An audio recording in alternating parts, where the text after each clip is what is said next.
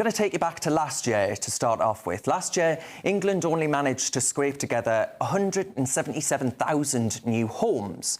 Now, let's add a little bit of spice to those numbers, shall we? Because Britain's been on quite the immigration bender and is now suffering one hell of a hangover, with net migration soaring to a record 745,000 in 2022 and 672,000 in 2023.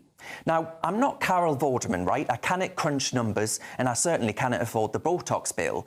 But even I can see that there's a colossal gap between the trickle of housing supply and the tsunami of migrant demand.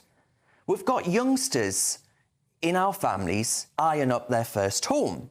Now, they're likely singing hymns of open borders and all that malarkey, but I say it's time for a bloody reality check. Britain wasn't always as open as a Prince Harry memoir. This mass migration business, it's a recent fad. And here's a bit of wisdom for yous. If you're importing a Manchester-sized crowd yearly, well, guess what? You're going to need to start building extra Manchesters every year, right? Consider London, where half of the social housing is filled by those not born on this fair isle. For the comfy crowd, detached from migration's front lines, it's easy to ignore. But what about a single mother hunting for a roof over her kids' heads? Do we just say, well, tough luck, pet, you're queuing behind our diversity drive?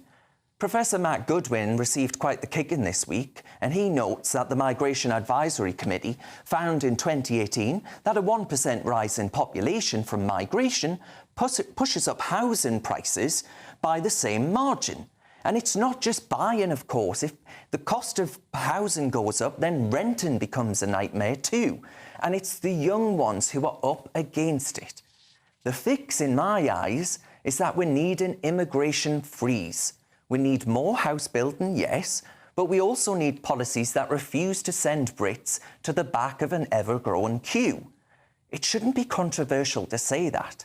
It's common sense. In order to unite Britain, we've got to put a full stop to Britain's mass migration madness.